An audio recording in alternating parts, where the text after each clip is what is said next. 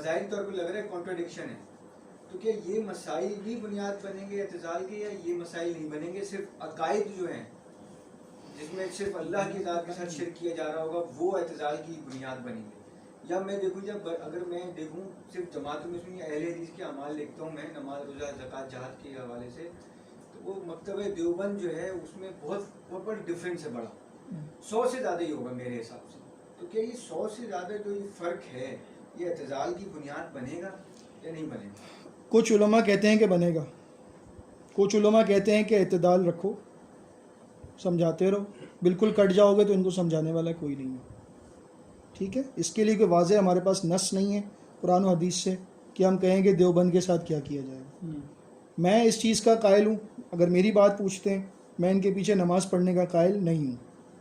ٹھیک ہے، میں ان کے ساتھ معاملات دینی طور پر جو یہ کرتے ہیں جن کو بدعات ہم کہہ سکتے ہیں، طارق مسعود صاحب کی بات ہو رہی تھی، طارق مسعود صاحب خود کہتے ہیں کہ ہمارے ہاں بہت بدعتی ہیں، کہتے ہیں ہمارے یہاں قبر پرست بھی ہیں. یہاں تک کہا انہوں نے کہ بھائی دیوبند میں قبر پرست بہت ہیں، آپ کو کتنے چاہیے، ایسے مل جائیں گے، ایسے کہا انہوں نے. کیونکہ وہ ذرا لینگویج ایسی یوز کرتے ہیں نا بالکل اوپن بازاری، تو بندے کو فوراً لگتی ہے جا کے کہ یار یہ کیا.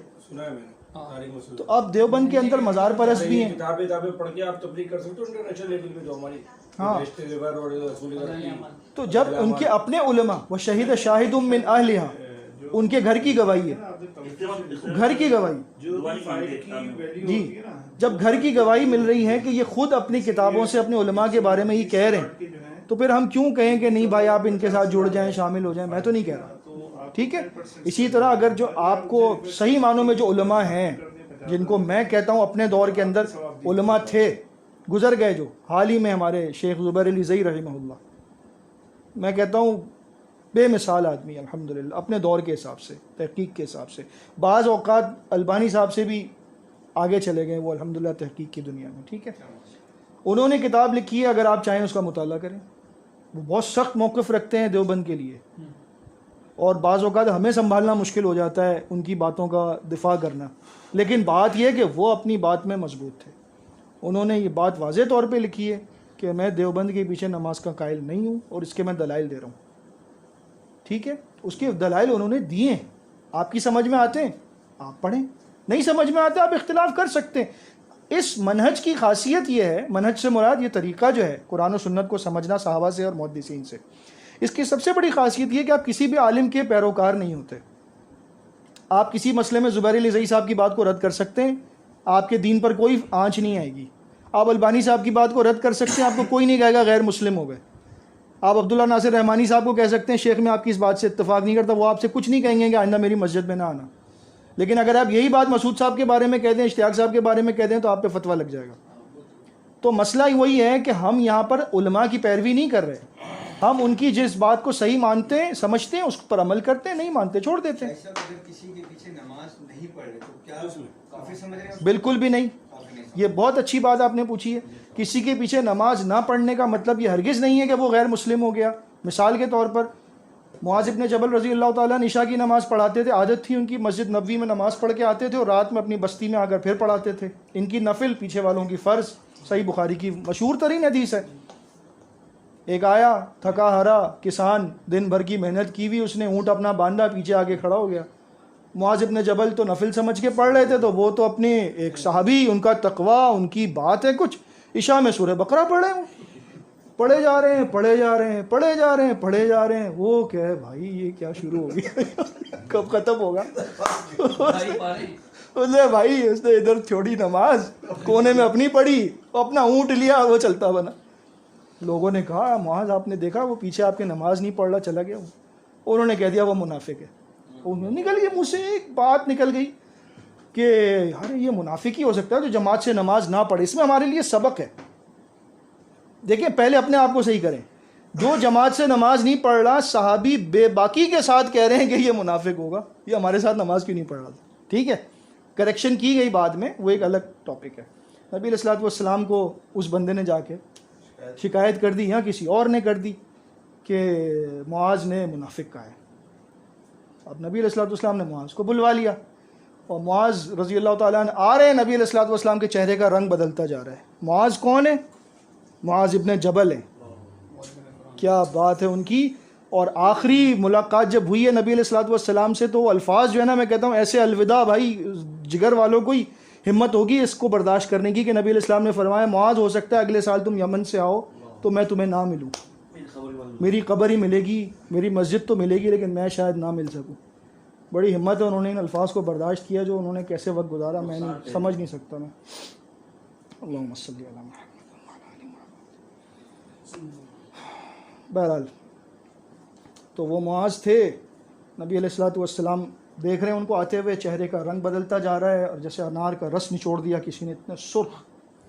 معاذ ابن جبل سے کہہ رہے ہیں کہ معاذ افتان انت افتان انت، تو لوگوں کو فتنے میں ڈالے گا، تو لوگوں کو آزمائش میں ڈالے گا، کیا تمہیں یہ نہیں پتہ تمہارے پیچھے محنت کش ہوتے ہیں، وہ ہوتے ہیں، مریض ہوتے ہیں، بوڑھے ہوتے ہیں، تم والشمس وضحاہا نہیں پڑھا سکتے، تم واللیل اذا یغشی نہیں پڑھا سکتے، صورتوں کے نام بتائے، یہ پڑھایا کرو، ان کو کیوں ستاتے ہو؟ بھائی سوال یہ ہے ہمارے مسئلے کا حل، کیا اس شخص نے معاذ بن جبل کو اسلام سے باہر سمجھا تھا؟ نہیں، ان کے پیچھے نماز پڑھنے میں اسے مشکل پیش آ رہی تھی، اور اس صحابی کو نبی علیہ السلام نے یہ نہیں فرمایا کہ تو نے نماز کیوں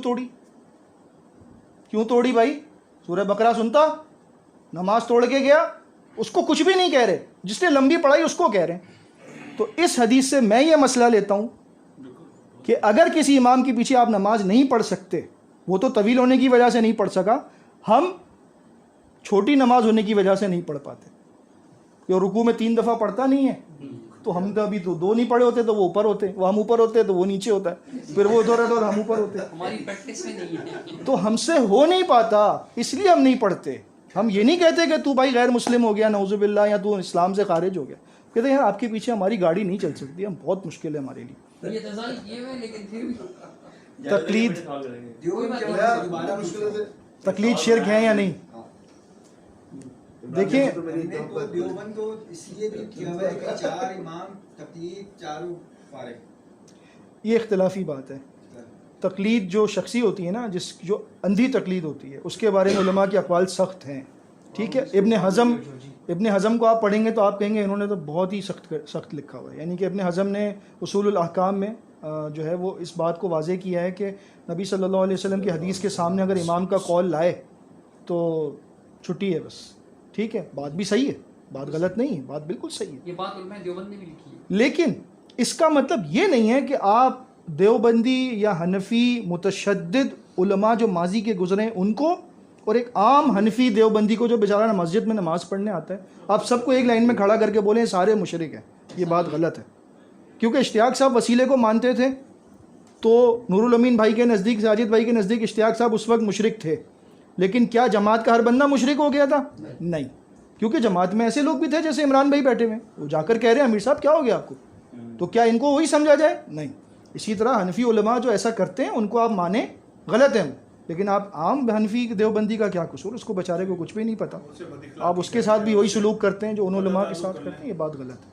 تو حنفیت جو ہے نا یہ علماء نے خراب کیے ہیں معاملات، عوام کو کچھ نہیں پتہ بیچاروں کو، عوام کہتے ہیں یار یہ میں اللہ رسول کی بتا رہا ہوگا، ان کو کیا پتا کہ ان کی کتابوں میں کیا لکھا ہوا ہے۔ اور اب جو جماعت میں تیسری جنریشن ہے ان کو بھی کچھ نہیں پتا، نہیں پتہ۔ جماعت